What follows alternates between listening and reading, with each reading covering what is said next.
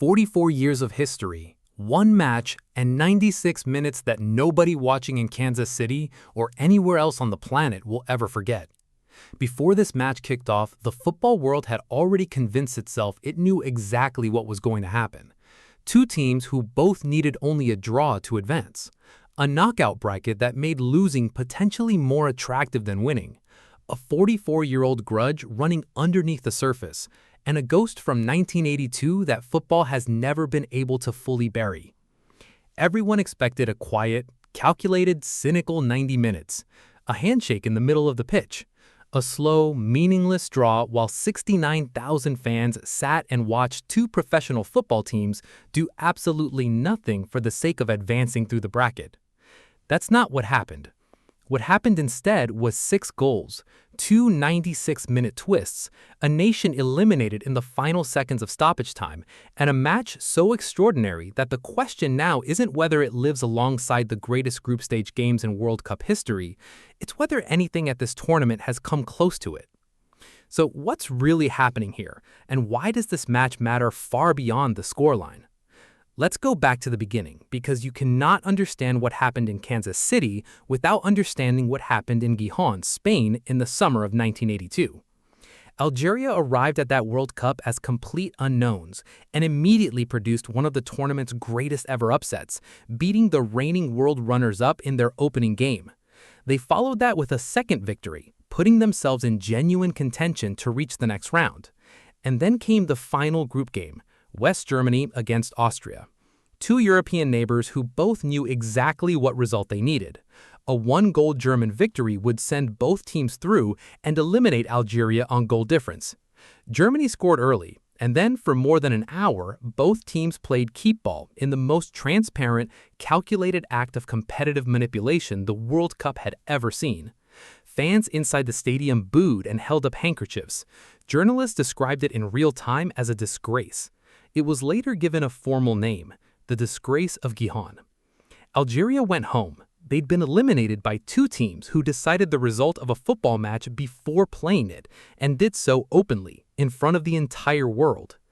FIFA's response was to change the rules. From 1986 onwards, final group stage matches would kick off simultaneously, removing the possibility of one match influencing another in real time. 44 years later, the same two nations found themselves in the same situation, Austria and Algeria, both needing only a draw, both knowing that finishing second or third in Group J would take them on different paths through the knockout bracket, both publicly insisting they would go out and try to win. And the bracket made the situation even more psychologically complex than 1982, because at this World Cup, with its 48-team format, finishing third as one of the 8 best third-place sides also advances you.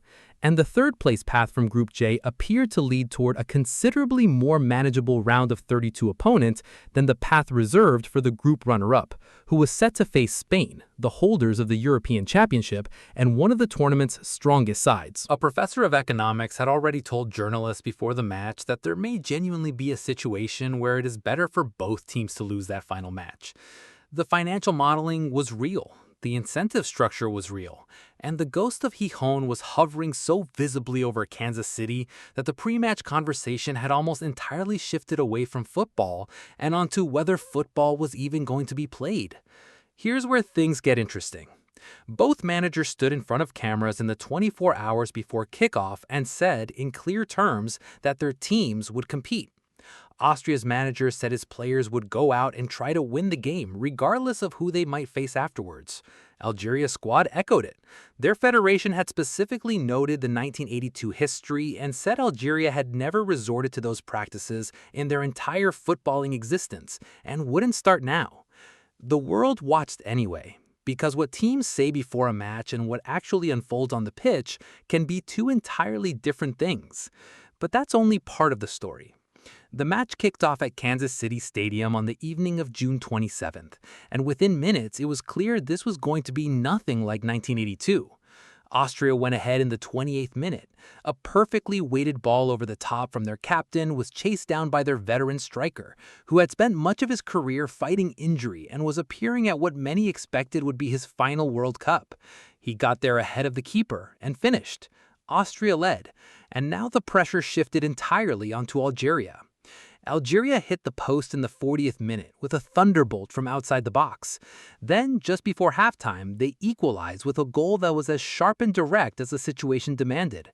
A defender lost the ball in the corner, and Algeria's winger burst into the box, cut back inside, and powered it high into the net. One each. Everything still open. The second half exploded. Austria went back ahead in the 55th minute, a clean, technically precise finish from their midfielder. Algeria hit back within 5 minutes, their captain and all-time leading scorer, putting them level at 2 apiece. And then, for the next 30 minutes, something strange settled over the match. Both teams held the ball. Both teams stayed composed. The clock was ticking. A draw sent both through. A draw made everyone happy. The ghost of Gijón seemed to drift back into the Kansas City air. But it was different this time, because both teams knew, and the crowd knew, and every watching journalist knew, that they were playing simultaneously with another match in the same group. The information was complete. There was no manipulation possible. Whatever happened, happened in full view of everything happening everywhere else. And then in the 3rd minute of added time, it changed again. Algeria's captain received the ball in a pocket of space that had opened up behind the Austrian defensive line. He's 36 years old. He's been one of African football's most technically gifted players for the better part of 15 years. He doesn't miss moments like this. He drove the ball back across the goalkeeper and into the bottom left corner. 3-2, Algeria ahead. Austria eliminated. The bench erupted. The Algerian support inside the stadium, small in number but enormous in volume, went into complete delirium. Iran, watching from their hotel rooms in Tijuana, would have been doing the mathematics. If this held, they advanced. Their entire tournament, after everything they'd been through to get to that point, would hinge on this. It didn't hold. Austria's manager sent on a substitute who is 6 feet 7 inches tall. He'd been managing a long-term injury throughout the tournament. He came on in the 90th minute and had 1 touch of the ball. 1 touch. In the 96th minute, a header from a perfectly delivered cross from the right side into the net. 3-3. The entire Arrowhead Stadium, a venue with 69,045 fans inside, collapsed simultaneously in disbelief and then erupted in noise. Austria had survived. Algeria had advanced as a 3rd-place qualifier.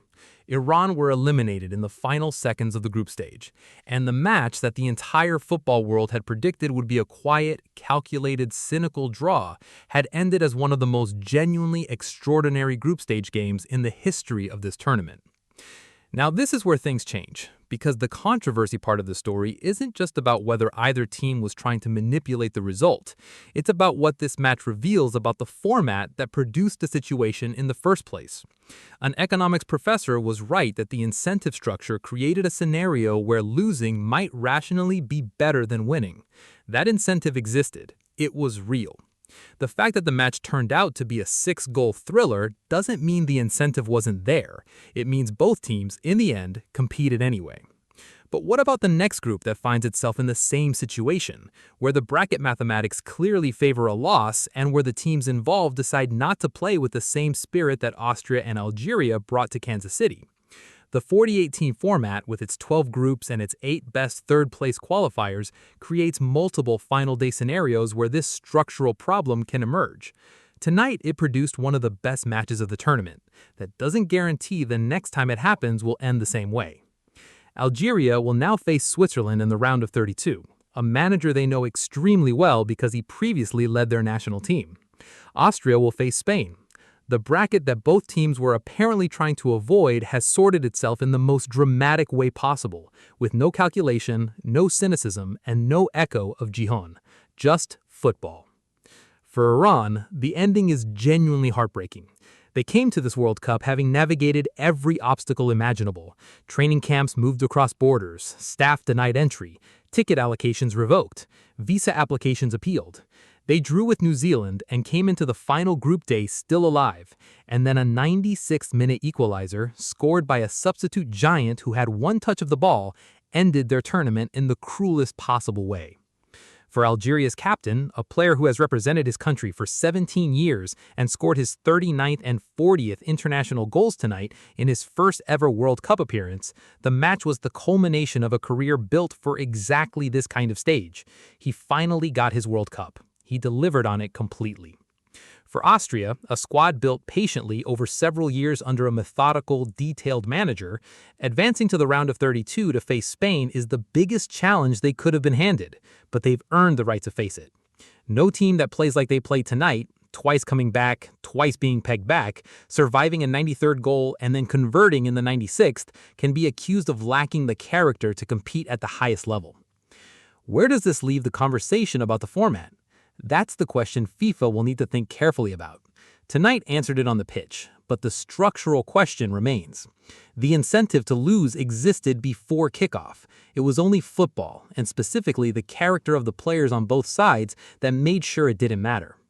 What do you think? Does tonight's match settle the argument about whether the 48-team format creates dangerous incentives in the group stage, or does it just mean football got lucky tonight? And which of these two sides, Austria facing Spain or Algeria facing Switzerland, do you think has the better chance of making genuine noise in the knockout rounds? Let us know in the comments. Like and subscribe for daily coverage as the round of 32 begins, and share this with anyone who watched tonight's match and still can't quite believe what they saw.